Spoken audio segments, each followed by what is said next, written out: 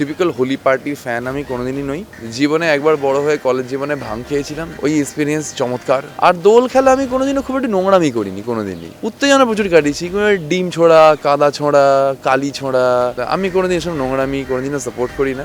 আমার হোলি খেলা হচ্ছে লিটারালি সুন্দর 3-4টে রং আমি চুজ করে কাউকে বলি লাগিয়ে দাও, এই রংটা এই গেলে, এই রংটা এই গেলে, যেটা হচ্ছে না সেটা আমি নিজেই লাগিয়ে নিই, করে সুন্দর একটা কন্ট্রাস্টেড ভালো ছবি আসবে, সুন্দর ছবি আসবে, ব্যাস আমার হোলি খেলার ডান হয়ে যায়। ওখানে আমার ব্যক্তিগত হোলি।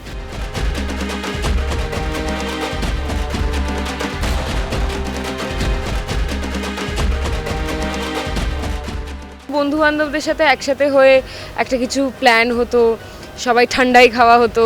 আমি একবার ভাং খেয়ে এমন হেসেছিলাম আমি 2.5 ঘন্টা ধরে। আর আমি খেয়েছিলাম আর আমার একটা বন্ধুর সাথে ছিলাম যে সে খায়নি। এবার আমি হেসে যাচ্ছি, আমাকে দেখে ও হেসে যাচ্ছে, আর ও যত হাসছে আমি আরও হেসে যাচ্ছি। তো আমরা 2.5 ঘন্টা জাস্ট হেসে গেছি পাগলের মতো।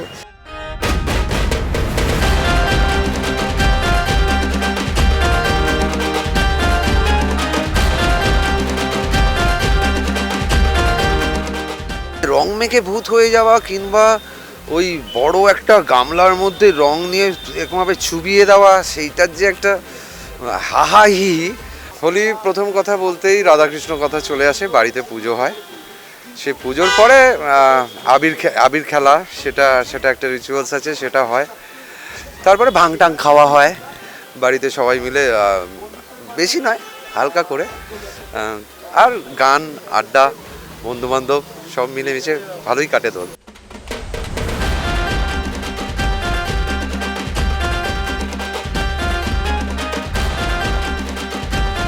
আমার কাছে বোলপুরের আরেকটা নাম হতে পারে দোলপুর। হ্যাঁ, কারণ গত 10 বছর ধরে দোলের দিনে বোলপুরে কাটানো প্রায় একটা অভ্যেস হয়ে গেছে।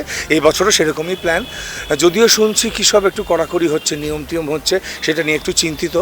তবে নিজেরা যে মানে আমি বা আমার বন্ধুবান্ধব যারা একসাথে যাই, বিরাট মাতামাতি করি তা নয়, কিন্তু অন্যের মাতামাতি দেখে নিজেদের ভালো লাগা, নিজেদের মনের মধ্যে একটা মানে উত্তেজনা তৈরি হওয়া, সেটা একটা ফ্যাক্টর।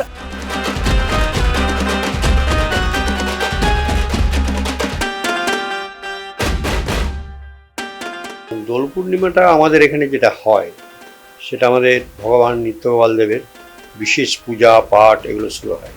এবং দোল যে উৎসবটা, তার উৎসব হচ্ছে বৃন্দাবন, মথুরা ও এলাকা, সেইটা আমাদের এখানে পর্যন্ত চলে এসছে। আমরা সেই দিনে পূর্ণিমাতে মানে যতটুকু পারি ভক্ত সেবা, ঠাকুরের পূজা, এবং যারা এখানে আসে তারা নানাভাবে আমাদেরকে সাহায্য করে এবং আমরা তাদেরকে সাহায্য করি। এবং সেই দিনে হোলি খেলা হয় এখানে।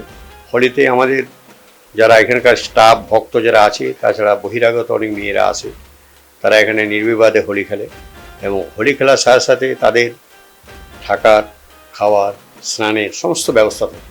এবং এই হোলিটা আমাদের এই মহানির্বাণ মঠের একটা কী বলবো, একটা ঐতিহ্য বলতে পারে, ঠাকুরের সময় থেকে এটা হয়ে আসছে।